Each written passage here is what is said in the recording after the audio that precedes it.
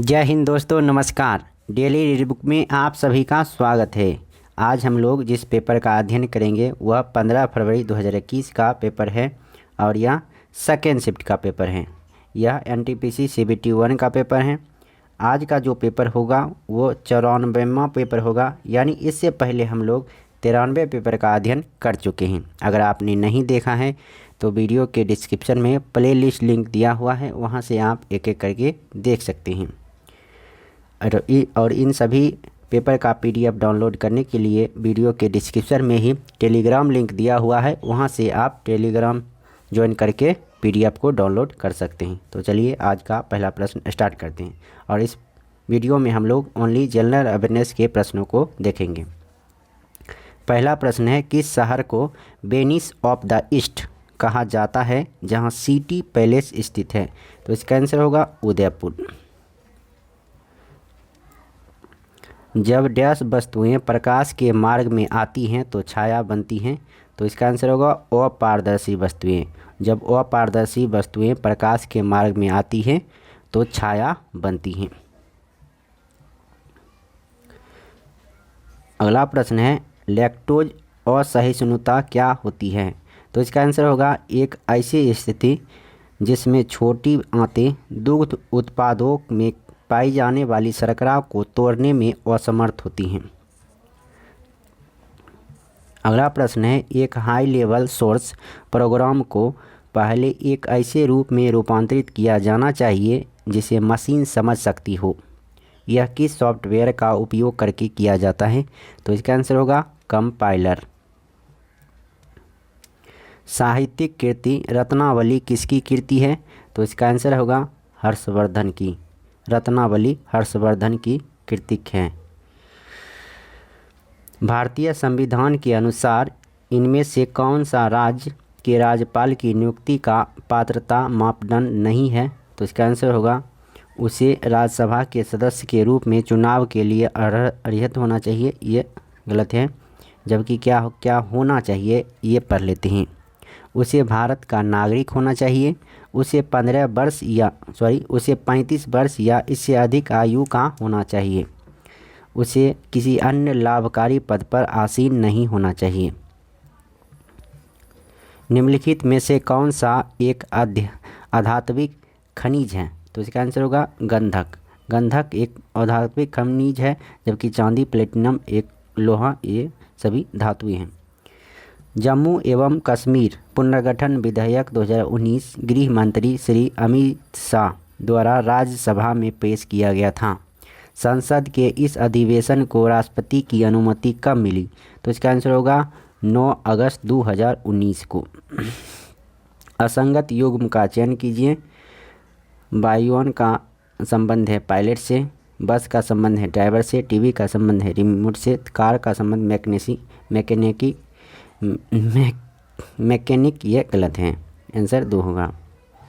अगला प्रश्न है, the India lodge set up by the IBEF was inspired by the make in India program. What does IBEF stand for? इसका answer होगा India brand equity foundation.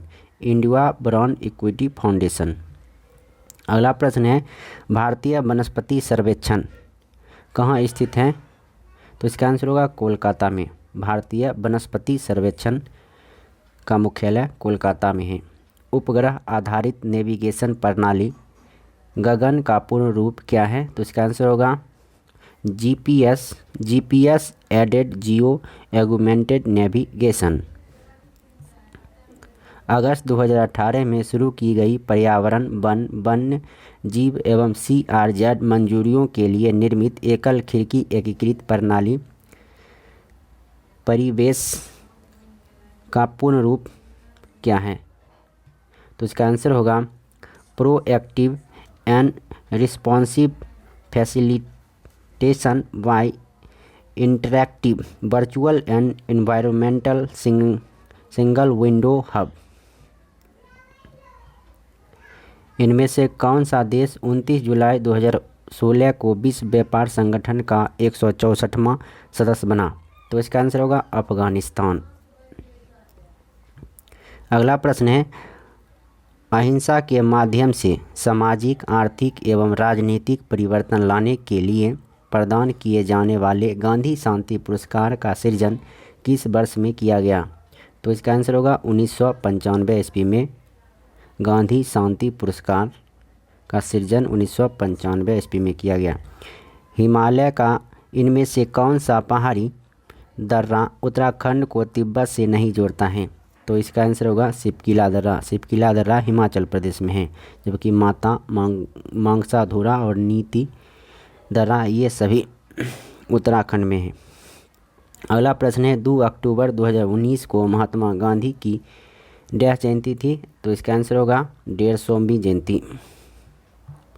अगला प्रश्न है, दिसंबर 2015 में आयोजित प्रथम भारतीय अंतर्राष्ट्रीय विज्ञान महोत्सव का आयोजन कहाँ किया गया था? तो इसका आंसर होगा IIT दिल्ली। महाद्वीपों के अफवाह के लिए जिम्मेदार गतियाँ पोलर फ्लिंग बल एवं ज्वारीय बल के कारण उत्पन्न होती है। पोलर फ्लिंग बल इनमें से किससे संबंधित है? तो इसका आंसर होगा पृथ्वी का घूर्णन से। सितंबर 2018 में भारतीय वायुसेना द्वारा इनमें से किस स्वदेश निर्मित दृश्य सीमा से बाहर हवा से हवा में मार कर सकने वाली एयर मिसाइल का सफल परीक्षण किया गया था? तो इसका आंसर होगा अस्त्र। उस राज्य की राजधानी का नाम बताइए जिसके एक शहर को 2017 से 2019 के बीच लगातार तीसरी बार स्वच्छतम शहर के पुरस्कार से नवाजा गया? तो इसका आंसर होगा भोपाल। इनमें से कौन किसी भारतीय राज्य के सबसे लंबे समय तक सेवारत मुख्यमंत्री रहे हैं? तो इसका आंसर होगा पवन कुमार चामलिंग। निम्नलिखित में से कौन सी नदी अरब सागर में गिरती है? तो इसका आंसर होगा साबरमती नदी। साबरमती नदी अरब सागर में गिरती है। निम्नलिखित में से कौन सा प्राकृतिक संसाधन अक्षय संसाधन है? तो इसका आंसर होगा सूर्य का प्रकाश। सूर्य का प्रकाश एक अक्षय संसाधन है। अल बरूनी ने अपनी पुस्तक किताबुल हिंद किस भाषा में लिखी थी? तो इसका आंसर होगा अरबी भाषा में। अगला प्रश्न है, कलम का जो संबंध लेखन से है EVM का संबंध होगा मतदान से। किसी वस्तु के संवेग परिवर्तन की दर बल की दिशा में आरोपित असंतुलित बल के समानुपाती होती है। इस नियम को क्या कहा जाता है? तो इसका आंसर होगा न्यूटन का गति का दूसरा नियम। Pick the odd one out, fork, pen, knife, spoon. तो इसका आंसर होगा पेन। भारत सरकार की एक प्रमुख पहल स्टार्टअप इंडिया, जिसका उद्देश्य स्टार्टअप संस्कृति को प्रोत्साहित करना और भारत में नवाचार और उद्यमिता के लिए एक मजबूत एवं समावेशी पारिस्थितिकी तंत्र का निर्माण करना। इस प्रमुख पहल का शुभारंभ कब किया गया था? तो इसका आंसर होगा 16 जनवरी 2016 को। अगला प्रश्न है, सर्वप्रथम खेलो इंडिया ज़ंस्कार शरदकालीन खेल महोत्सव का शुभारंभ जनवरी 2021 में डैश में किया गया था? तो इसका आंसर होगा कारगिल में। इनमें से किसे नवंबर 2020 में एयर इंडिया एक्सप्रेस का CEO नियुक्त किया गया है? तो एयर इंडिया CEO का आलोक सिंह को नियुक्त किया गया है। केंद्रीय सार्वजनिक क्षेत्र उद्यम CPSE ऑल इंडिया लिमिटेड एक डैश कंपनी है? तो इसका आंसर होगा नवरत्न कंपनी। UNEP का मुख्यालय कहाँ स्थित है? तो इसका आंसर होगा नैरोबी केन्या। UNEP का मुख्यालय नैरोबी केन्या में है। भारत बांग्लादेश भूमि सीमा समझौते के संशोधित संस्करण को दोनों देशों द्वारा भारतीय संविधान के किस संशोधन के तहत अंगीकृत किया गया था? तो इसका आंसर होगा 100वां संविधान संशोधन विधेयक 2015।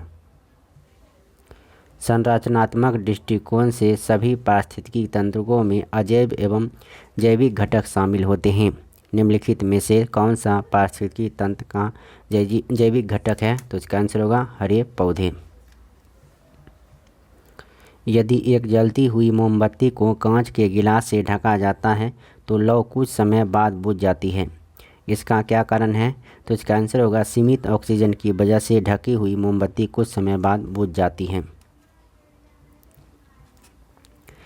किस देश ने फीफा फुटबॉल विश्व कप शुरू होने के बाद से अब तक सभी में भाग लिया है? तो इसका आंसर होगा ब्राज़ील।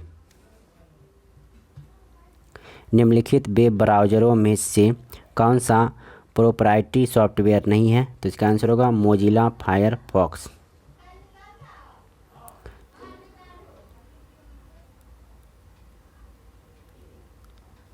ये रीजनिंग का प्रश्न है। अगला प्रश्न है, गुजरात का जो संबंध गांधीनगर से है, हरियाणा का संबंध चंडीगढ़ से होगा।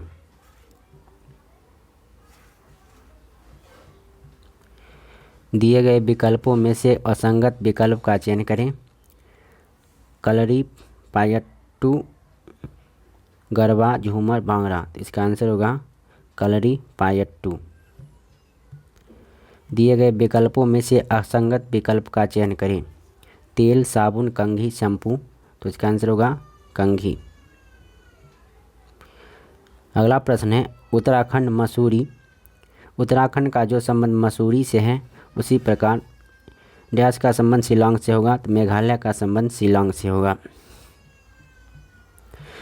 तो इस वीडियो में इतना ही। अब नेक्स्ट वीडियो में फिर मुलाकात होगी। तब तक के लिए नमस्कार, जय हिंद। अगर आप इस चैनल पर नए हैं तो सब्सक्राइब ज़रूर कीजिए, क्योंकि टोटल जितने भी सेट एनटीपीसी में हुए हैं उसको इसी चैनल के माध्यम से कवर किया जाएगा। और आने वाले जो CBT 2 एग्ज़ाम है और ग्रुप D एग्ज़ाम है उन सभी के लिए वीडियो बनाया जाएगा, ताकि आपको अच्छी तरह से एग्ज़ाम में मदद मिल सके। धन्यवाद, जय हिंद।